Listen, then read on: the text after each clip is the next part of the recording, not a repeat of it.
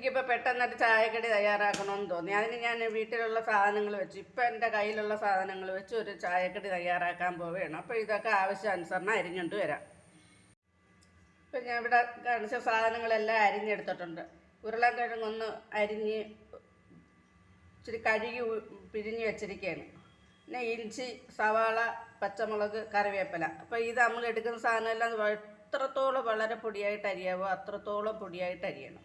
അതാണ് ഇതിൻ്റെ ഒരു പ്രത്യേകത. പിന്നെ 1 കപ്പ് ഗോതമ്പ് പൊടിയാണ് എടുത്തത്, ഞാൻ കാണിച്ചതാണ്. അപ്പോൾ ഈ 1 കപ്പ് ഗോതമ്പ് പൊടി പ്ലേറ്റിലേക്ക് ഇടാം.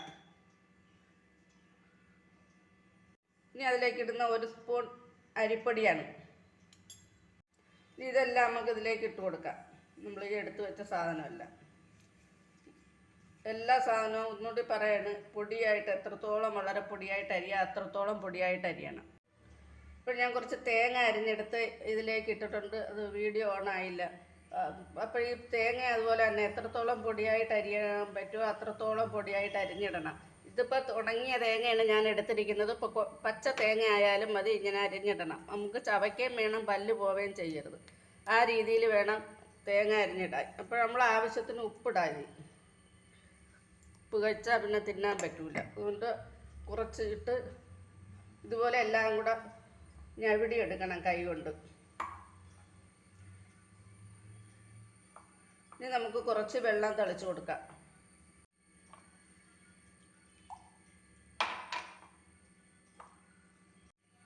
ഇപ്പോഴത്തെ ഈ പരുവെന്ന് പറഞ്ഞാൽ ഇങ്ങനെ ഉരുട്ടിയെടുക്കത്ത പരുവത്തിൽ കിട്ടിയിട്ടുണ്ട്. ഇത് പോരാ, നമുക്ക് ഇച്ചിരി വെള്ളവും കൂടെ ഒഴിച്ചു കൊടുക്കാം. ഇങ്ങനെ കുടഞ്ഞു കൊടുക്കണം, വെള്ളം കൂടാൻ പാടില്ല.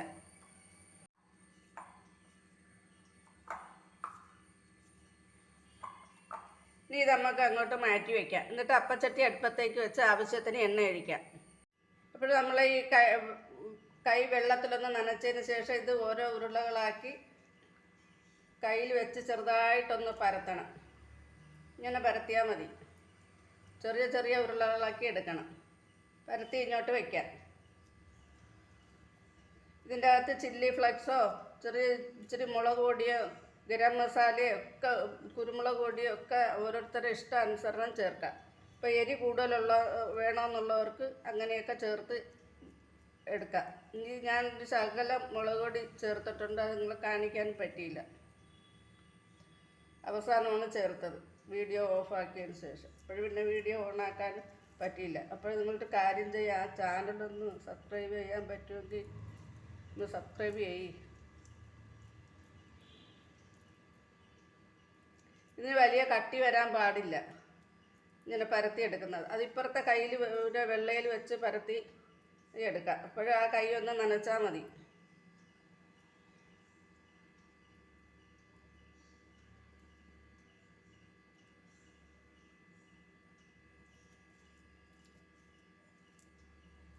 ഇപ്പോൾ ഞാൻ പരത്തിയത് അങ്ങോട്ട് എണ്ണയിലോട്ട് ഇട്ട് കൊടുക്കുകയാണ്.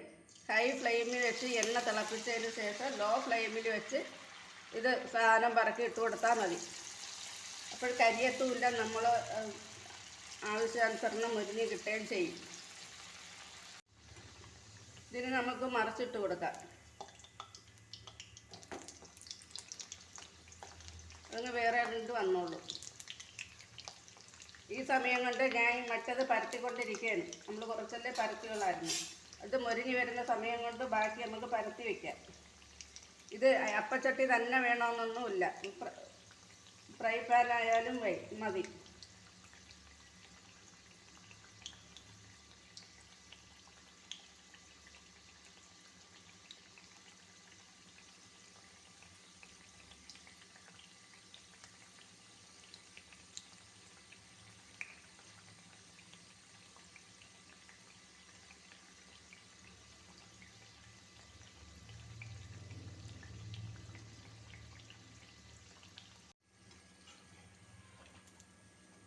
എണ്ണയൊന്നും കുടിക്കത്തില്ല, നല്ലതുപോലെ മൊരിഞ്ഞ് കിട്ടിയിട്ടുണ്ട്.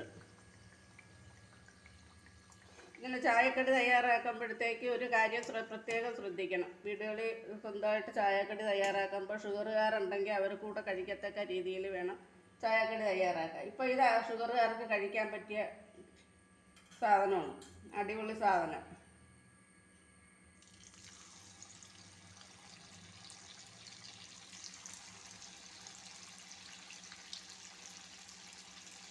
ഒരു ദിവസം ഉണ്ടാക്കി കഴിഞ്ഞാൽ നിങ്ങൾ എന്നും ഉണ്ടാക്കും. പിന്നെ ചായക്കടിക്കായിട്ട് പുറത്തുനിന്നൊരു സാധനം മേടിക്കത്തില്ലായിരുന്നു.